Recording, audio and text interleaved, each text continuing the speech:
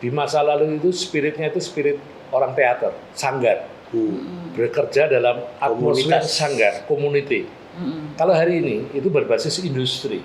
Kalau kamu ingin gelas ini berpindah, ya kamu harus pindahkan. Kalau kamu cuma pikirkan, dia nggak akan pindah. Sebenarnya anak muda yang mau besar, mau maju, termasuk kita juga kan kita juga belajar dari sejarah sebelumnya. Jadi bangsa ini juga kalau mau besar ya belajar dari sejarah juga. Bukan melupakan sejarah kan gitu ya. Betul. Seniman itu berbedanya sama profesi lain. Dia tidak pernah menonjolkan dirinya. Dirinya hanya alat untuk memberikan gambaran.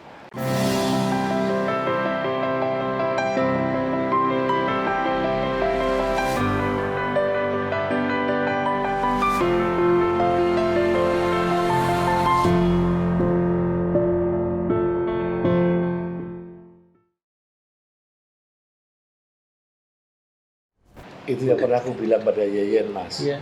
Hidup kita di atas 60 tahun ini, tugas kita yang utama adalah belajar ngerem keserakahan. Ya, itu penting. Ngerem ketamakan. Ngerem ketamakan, termasuk ketamaan eksistensi. Iya betul. Selalu menjaga keseimbangan nafsu. Itulah anaknya Bagong dan anaknya Teguh Karya yang kita pikir dulu mereka gila. Ternyata tidak. Iya. Mereka memberi dasar. Iya betul. Karena kembali lagi kalau kita tidak siap dengan hal itu, jadinya sinting sendiri. Iya. Orang selalu karena tidak tahu diri. Betul. Tidak ngukur diri. Iya. Masuk pengennya setiap saat, setiap detik ditepuk tangani. Disanjung-sanjung, dipuji-puji. Enggak lah. Kita tahu diri. Iya betul. Gantian yang lain. Nah kalau film nih, generasi kesininya gimana nih menurut Mas Slamet? Yang paling beda tuh Mas, suasana kerja kebersamaannya itu yang hilang. Saya selalu bilang gini ya, jangan membanding-bandingkan. Kami punya latar belakang dan kehidupan tertentu pada zamannya. Betul. Saya juga harus melihat anak-anak sekarang itu juga punya caranya sendiri, ya kan?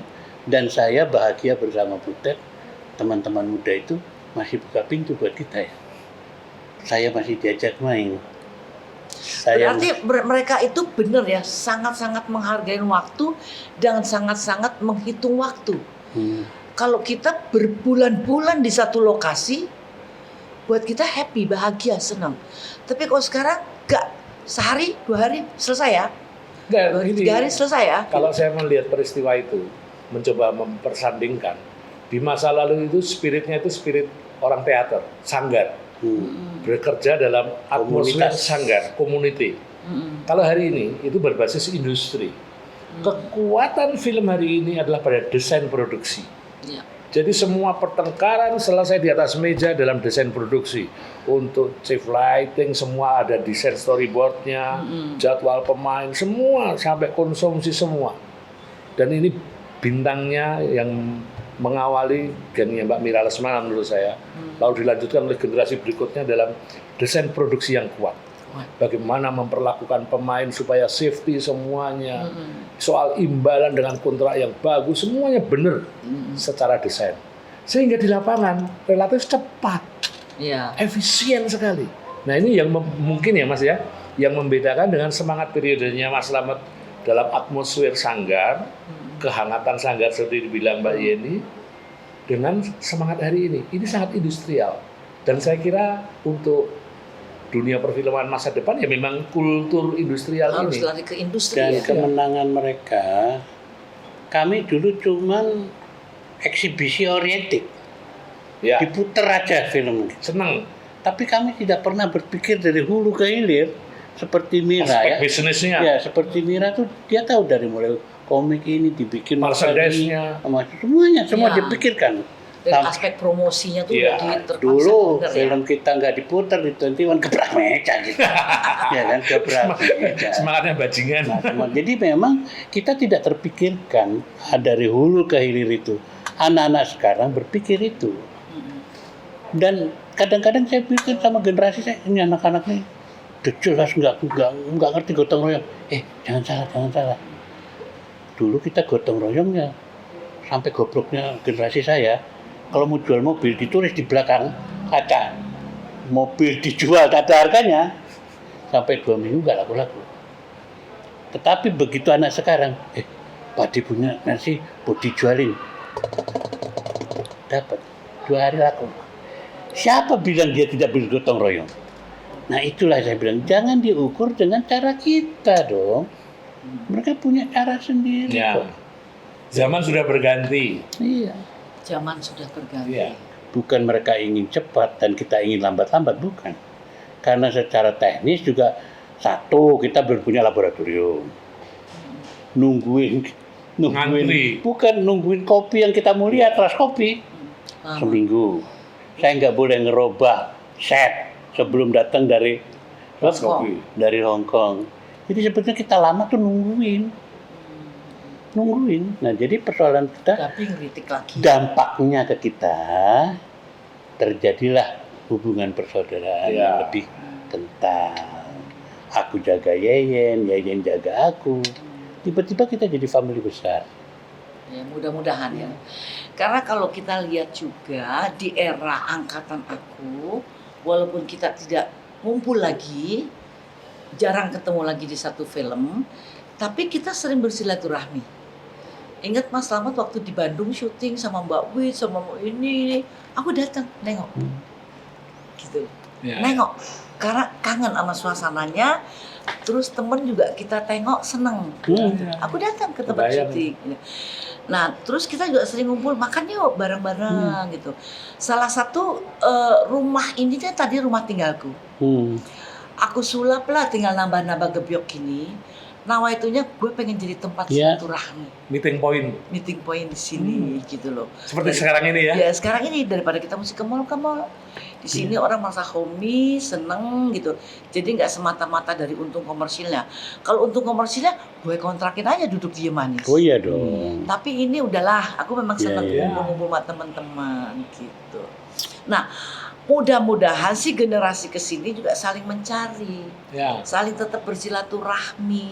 Jadi nggak selesai syuting di film, pindah lagi ke sinetron berikutnya atau ke film berikutnya, terus mereka nggak saling ketemu. Dan kebetulan kondisinya juga 2-3 film sukses meledak, ada beberapa yang masih lama, terus mereka nggak kenal lagi.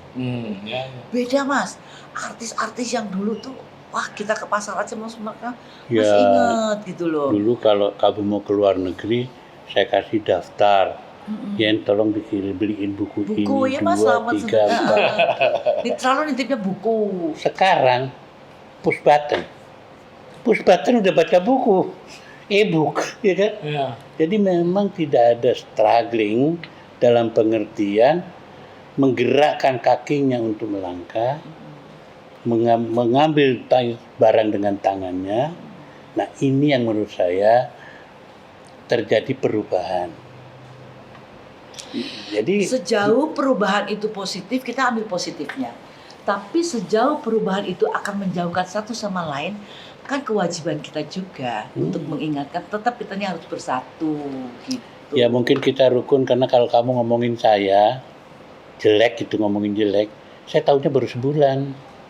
Tapi sekarang saya ngomongin Butet jelek, Hari ini. sebulan kemudian tahu Butetnya di ngomongin jelek, ya kan? Jadi lihat bagaimana speednya Iya, itu. iya. Jadi saya kira jangan kita membanding-bandingkan. Nggak membandingkan sih segala sesuatu. Ada kebenaran masing-masing. Iya. Di dalam YouTubeku ini aku tidak mengejar harus konten, enggak. Iya, enggak. Tapi aku kepengen bentuk daripada YouTubeku ini masih bisa berbagi sharing lah sama teman-teman dari pengalamanku, pengalamannya Mas Slamet, pengalamannya Mas Butet. Ya.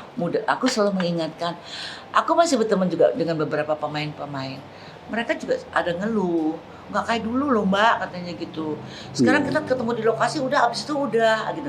Nah, mudah-mudahan ya ini bisa memotivasi mereka. Tetaplah karena kita kan tidak selamanya di atas. Ya, benar. Harus saling ingat, saling mengingatkan, saling tetap bersilaturahmi. Dan itu menurut Pak Asrul, guru besar saya, Asrul Sani. kalau kamu ingin gelas ini berpindah, ya kamu harus pindahkan. Kalau kamu cuma pikirkan, dia nggak akan pindah. Nah, tadi punya masalah dengan generasi berikut kan? Ya, Mengapa saya mendisiplinkan diri menjadi guru, betul. menjadi dosen? Tiap tahun saya ketemu anak muda, tiap tahun saya ketemu sama anak baru lulus sekolah. Iya, iya, iya. Jadi saya pikir di dalam hal ini, saya tidak punya problem itu. Karena saya bergaul sama mereka dari maestro sampai anak yang pengen I want to be filmmaker. Gitu. Menarik ini. Nah, itu saya sadar bahwa Anak saya muda yang harus mau belajar sejarah. memindahkan ini kalau saya mau. Betul, dari Nah itu, guru-gurunya. jadi saya pindahkan Selamat yang pertapa itu, yang hanya senang di sanggarnya, keluar kamu. Nah itulah IKJ bagi saya adalah meeting point dari perubahan. Itu aja. Sebenarnya anak muda yang mau besar, mau maju, termasuk kita juga kan kita juga belajar dari sejarah Iya, sebelumnya.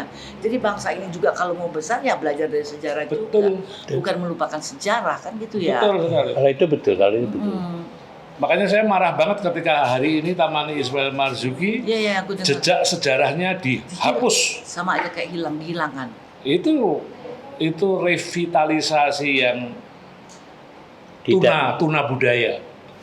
Karena menghapus sejarah. Revitalisasi dalam pengertian saya itu hanya menata sebagian kecil, tapi layout jejak-jejak historis dari setiap titik di lokasi itu harus masih bisa Jangan-jangan dibaca. lokasi tempat kumpulnya organisasi bakal kena juga. Udah, nantinya itu bahaya kalau Ya, orang namanya pikirnya memang- tuna budaya itu. Dia Iya. tuh mengkhianati pengertian revital. Betul. Ya Iya. vitalnya udah ada, hanya di revital, di lebih di apa ya, lebih dienakkan, lebih dibaguskan, Dimudahkan. gitu. Diindahkan. Toiletnya jorok dibikin bagus misalnya. Iya. Lantainya sudah hancur-hancuran dirapiin. Tapi Dindingnya tidak terkelupas. merubah pola pikirnya. Tidak mengubah jejak historisnya. Iya. Ada message nggak sih kalau yang bisa kita sampaikan kepada wakil-wakil rakyat dari kalangan seniman-seniman kita? Kan banyak juga nih artis-artis seniman juga yang duduk di DPR sama MPR yang jadi masuk terjun ke dunia politik. Kan sebagian juga sudah membuktikan dirinya bahwa mereka berhasil. Tapi mereka juga benar-benar bisa nggak berperan sebagai mewakili suara kita-kita, suara rakyat lah gitu. Bisa banget. Harusnya bisa. Bisa banget kalau mereka tidak tuna budaya. Artinya punya kesadaran bahwa kebudayaan itu satu kekuatan untuk menyiapkan kualitas manusia yang baik di masa depan. Betul. Tapi Mas Slamet tadi kita ngobrol-ngobrol di situ, kalau seniman turun ke dunia politik, tingkatnya jadi udah bukan tingkat 6 lagi, Mas. Tingkat Bukan. 20 katanya. Begini. Hah? Seniman itu berbedanya sama profesi lain. Dia tidak pernah menonjolkan dirinya. Iya. Dirinya hanya alat untuk memberikan gambaran. Kamu bilang sentilan-sentilun tadi. Emangnya itu Butet sama Selamat? Bukan. Karakter. Itu adalah cermin dari problemasi hari ini yang diselesaikan dengan bahagia. Berkah dan musibah itu sama aja sebetulnya. Ya kan? Sama-sama anugerah. Sama aja, namanya juga cobaan. Iya, benar. Emang kalau kita dikasih berkah itu gak cobaan? Cobaan. Cobaan. Tadi Butet bilang, wah bisa jadi serakah kita. Bisa jadi tamak ya. Jadi tamak kita. Lama-lama jadi lupa. Nah itu sama yang makanya saya kira di dalam hal ini sebetulnya kalau toh tadi seniman mengapa saya taruh di level ke-7 atau ke-8 sedangkan yang lain itu di nomor 26, sebab kalau dia mati, gubernur mati, ada gubernurnya ganti 2 hari ganti. Ada yang bisa ganti Benyamin sampai hari ini? Nggak ada. Itu jawaban, ya kan? Tan Itu Cembo. jawaban. Nggak ada juga. Tidak ada. Seniman itu mengada. Kenapa Butet besar? Karena ada lontong. Mengapa lontong besar? Karena ada Akbar. Kenapa Akbar besar? Karena ada Agus Nur. Kenapa Selamat besar? Karena ada Didi Pacak. Kenapa Didi besar? Karena ada Sufyan. Ya. Kami mengada, tapi kami tidak meniadakan. Nah itu kebesaran budaya. Nah bahasa budaya tidak pernah mentiadakan. Nah, jadi kalau toh kita mensyukuri ya hari ini Yayan masih dikenal sama anak-anak muda hari ini, saya masih dikenal itu. Dimintain foto. Ya Diminta foto bersama. Ya, minta foto bersama. Jadi persoalan bagi saya itu, teman-teman tuh aku bilang, kasihlah, mereka cuma mau foto kok sama kamu. Kenapa sih? Kasih aja omong. Udahlah, nggak bakal kehilangan keringatmu 1 liter juga enggak. Betul. Nanti saya kasih warning. Satu hari saya punya pengalaman. Pemain hebat. Semua rakyat cinta sama dia. Begitu diminta foto bareng, aduh, saya capek deh gitu. Saya bilang, mereka itu sayang sama kamu. Mereka itu kagum sama kamu. One day, kalau mereka meninggalkan kamu, baru nangis kamu. Nangis. Ternyata benar terjadi teman kita. Kok nggak ada yang kenal gue lagi? Sudah mereka buang kamu. Karena kamu pernah membuang mereka. Ya, sombong ya. Oke, ini mau berlanjut nih ke Mas Butet dulu nih sebelum kita tutup nih acara ini. Kan sekarang lagi pernah sempat sakit ya? Iya, tahun lalu saya sakit. Kok sekarang sehat banget ya? Karena dapat energi dari kawan-kawan saya yang datang menjenguk, datang mendoakan saya dari semua lapis. Dari kelas paling bawah sampai paling tinggi. Mendoakan saya merasa orang-orang menginginkan saya hidup. Itu yang menyemangati saya. Benar, masih perlu. Saya harus hidup dan saya menyebutnya saya dapat mukjizat. Karena waktu itu saya sudah perjalanan menuju game over. Kalau nggak salah waktu itu Happy mengajak saya ke sana juga. Oh iya. Pas waktu Ya, Happy akhirnya datang tuh. Iya, ngajak saya, Happy, sama Marcella mau ke sana, tapi pas kita halangan-halangan gitu. Mereka menyemangati saya. Tapi Mas Slamet juga. Benar bersyukur sekarang ngelihat seorang tokoh Mas Butet ini bisa sehat seger kayak begini, masih nyantai dengan rokoknya. Semangat yang dia terima dari teman-temannya di situ, Butet jangan mati. Kami masih memerlukan kamu. Kamu masih harus hidup. Dan saya menetes air mata saya.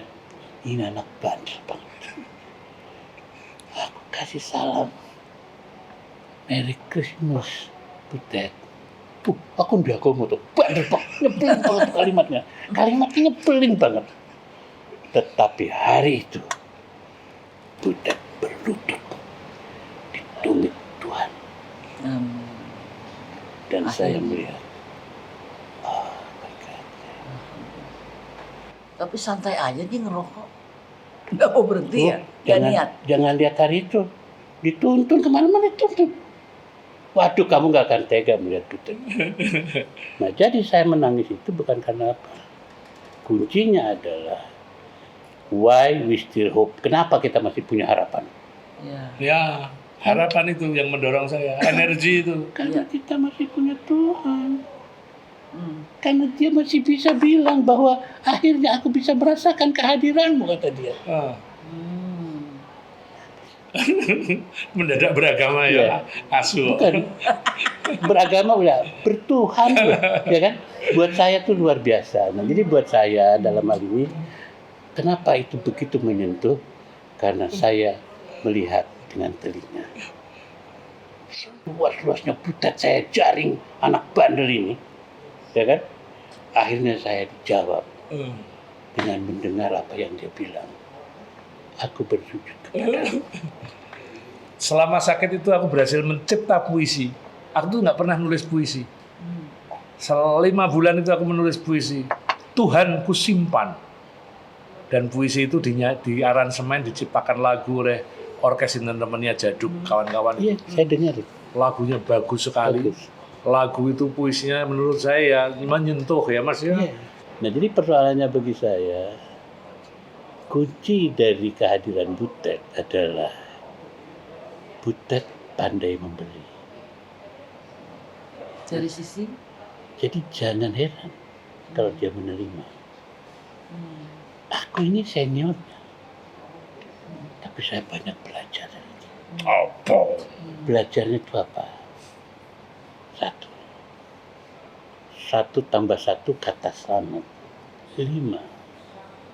Kata Butet, kebanyakan Mas. 1,5 aja. Itu entrepreneurship. Dan dia jago. Ya, dan dia jago. Dan Tuhan memberkati. Amin. Bisa nulis, bisa buat gambar, bisa main, bisa ngelucu. Bayangin, kurang apa dia? Dan tinggi kepekaan Cita-citanya satu. sosialnya. Cita-citanya satu dan filmnya nggak jadi. Apa tuh? Agung, gagah, perkasa. Dia pasti bangga banget karena diminta jadi Pak Hugeng. Bukan tua. Hugeng Aku polisi. dengar tuh, iya Iya aku kan? dengar. Filmnya nggak jadi. Belum. Ya belum kan, pokoknya belum kan gitu. Karena Kenapa? keluarga Pak Hugeng sudah meminta saya. Kenapa kamu pengen jadi Pak Hugeng? Capek aku, masa aku dikira pelawak terus. Nah itu dia, aku suka itu. Wah, itu Ya. tokoh yang paling Bukan, jujur. aku sukanya, kok aku coba pelawak terus? Enggak, kamu aktor sayang. Kamu itu raja monolog, ya kan gitu. Tapi saya nggak pernah ngajak dia. Karena aku nggak punya ide. Nggak punya apa namanya, otak-atik gaduknya itu nggak punya. Gitu. Nah itulah, jadi dia kecil, tapi saya tidak malu karena saya orang Jawa. Kerbau itu kadang-kadang menyusu ke anaknya. Kebo, nusu gudel. Itulah saya dan Butet. Luar biasa nih persahabatannya, Mas. Jadi persahabatan yang menurut Luar saya biasa. Dan hitung-hitungannya tidak bukan. mudah untuk seorang Slamet Raharjo mengatakan dia adalah senior saya. Asli. Wah, itu luar biasa. Dan Oke. saya nggak pernah nirukan satu kalimat dia yang terakhir tadi. Apaan itu kalimat nggak jelas. Saya tanda Asuwo, cinta. apa gitu? Tanda cinta itu. Ya Pak, asuwo, apa? Asuwo. Aku udah mau lah. Itu yang aku nggak ikutin cuma satu itu. Yang lain saya ikutin. Saking penuh nih energinya, nggak disia-siakan lagi. Makanya belakangan ini mentas dari satu pentas ke pentas. Salah Iya. satu pentasnya saya mau nonton hari Sabtu. Asik. Perempuan-perempuan pilihan. Ya. Jangan dilewatin tuh ya. Iya. Udah pasti aku ingin banget dan pasti ketawa. Ngakak 3 jam itu. Mas Slamet selalu nonton tuh. Kasih tahu Mas, kasih tahu sekarang kita udah ada WA. Kan deket banget kalau mainnya di tim. Tapi Iya. kadang-kadang saya dikerjain. Kerjain. Disuruh dipanggil. Bukan, diomongin yang enggak gitu kadang-kadang. Terus terkagum-kagum lagi nih, kok bisa bikin warung makanan sampai 11 tahun tuh makanannya apa? Restorannya di Jogja nih, Wah, toh. top abis. Kalau itu komentar aku ya. Iya. Kok Di bisa ya? Jogja, Heeh. kita bisa merasakan tes Kalimantan. Di Jogja tapi tesnya Kalimantan. Lu campuran maksud saya. Gudeg pasti ada. Nggak ada. Karena Oh. beliau itu bisa membuat juga mangut Jawa Iya. yang sangat khusus, mangut lele. Mangut lele. Tetapi seberapa makanan-makanan yang agak pedas itu ini dari tanah tumpah darah Ibu Butet, Bu Ageng Bu namanya. Ageng. Jadi warung kami namanya warung Bu Ageng. Di daerah mana sih? Di Tirto Dipuran. Nah, Kawasan ingat tuh kalau ke Pratama. Jogja ke Jalan Tirto Dipura. Dipuran. Tipuran.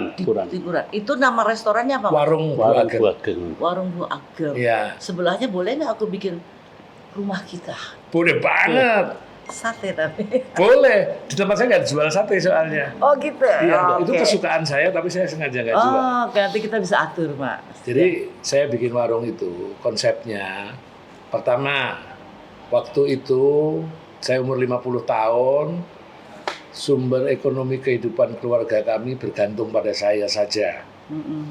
Saya bilang sama istri saya, Bu, ini kalau aku sakit, stroke misalnya ekstrim, atau aku mati, Misalnya. itu aku akan meninggalkan janda yang sengsara. Kamu nggak punya kemandirian ekonomi, tapi kamu punya talenta yang luar biasa. Dia kalau masak untuk saya, Ngeladeninnya Makanannya enak. cocok. Kenapa nggak dibikinin kawan-kawan Mas Slamet, Mas Nano, Didi Petet, kalau ke rumah makan yang masak dulu. Iya. Suka, Ted jual dong, dijual dong gitu. Akhirnya saya mendorong Ruli. Jadi nama istrinya Mas Nama Ibu. Nama panggilan panggilan atau nama cucu. kehormatannya. Cucu saya memanggil saya Pak Ageng, memanggil istri saya Bu Ageng. Bu Ageng. Dan di situ nggak boleh ada nama Butet, nggak ada, Iya. nggak ada Butetnya, nggak ada foto saya, nggak ada. Foto-foto yang dipajang adalah kawan-kawan. Kalau nggak salah almarhum Didi Petet juga bikin apa gitu loh di Jogja. Oh, Butik Mas. Toko. oh iya butik ya. Iya. batik kayak itu. Ya, Batik. ya ada itu. Jadi Iya. saya coba bilang istri saya supaya nanti kalau orang datang ke warung ini bukan karena butet, tapi karena memang Bu Ageng, karena memang makanannya Masakan. cocok dengan lidah mereka. Sama. Kalau orang datang ke sini bukan karena Rini Rahman, tapi karena makanan cocok. Dan namanya saya kasih di rumah kita, jadi rasanya kayak rumahnya sendiri. Kembali ke Mas Slamet, udah jadi guru. Cita-citanya apa lagi Mas? Masih mau main film, masih mau nyutradarain film atau bikin film sendiri? Kalau bikin film, kita keroyokan aja patungan. Saya kira ada satu hal ya yang saya selalu berbuat, bertindak, tapi saya jarang mendengar, menikmati mendengar. Jadi kalau orang ngomong, Mas Slamet nggak mau dengerin gitu? Bukan mendengar, justru saya lagi belajar itu. Belajar mendengar.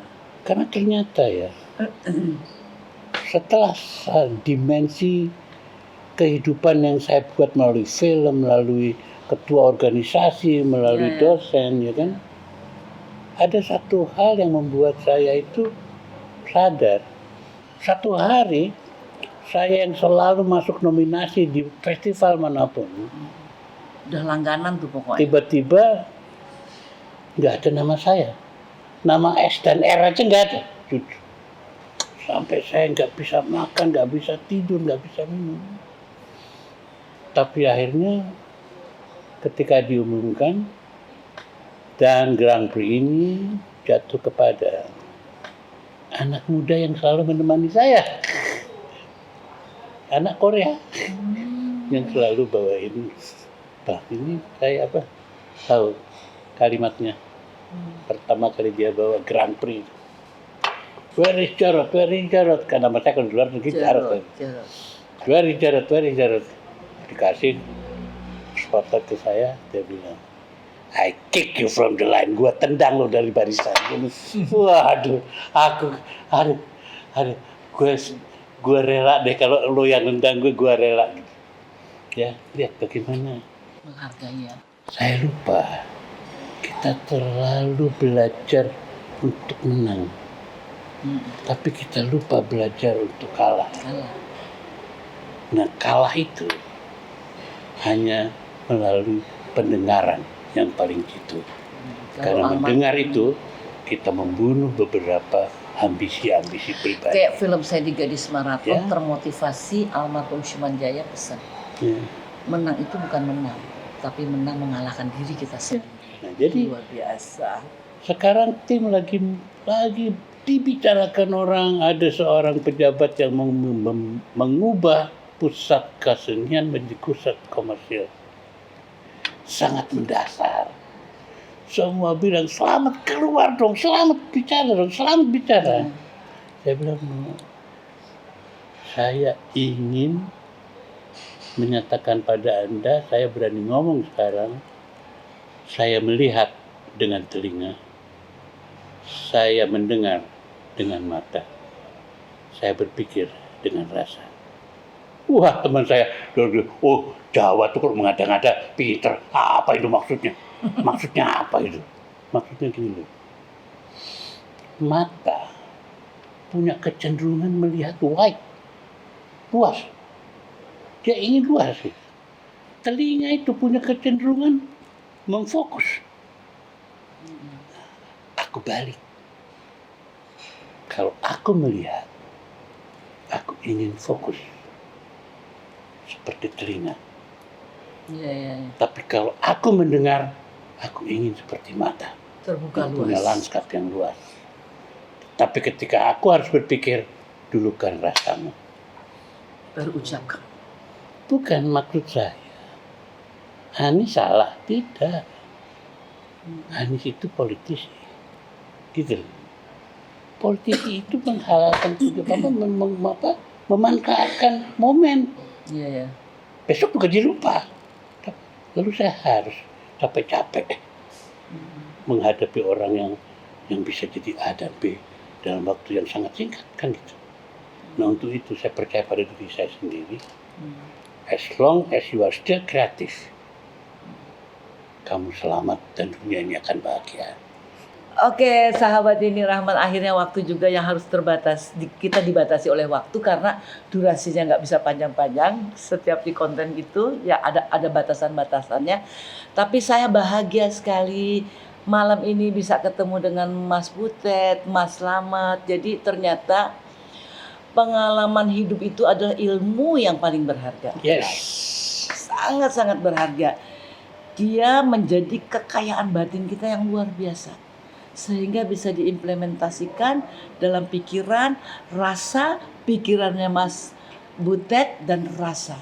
Jadi rasa itu tidak Sebelum punya kamu kalkulator. tutup ya, sebelum kamu Iya. tutup. Monggo pesan-pesan Mas Indah Slamet bukan? dong.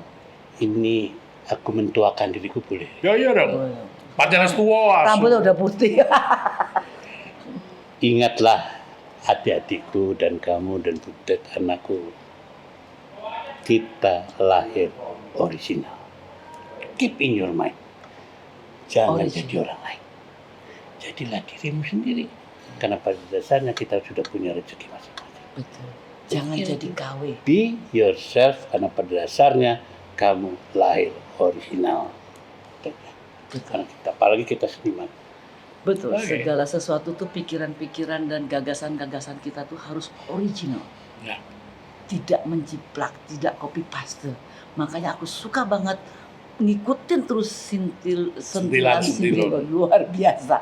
Oke, bahagianya banget saya di konten kali ini dan rasa bangga dan terhormat ditemanin sama Mas Butet, Mas Slamet, berbagi pengalaman. Jadi kembali lagi bahwa kekayaan yang paling hakiki adalah ilmu.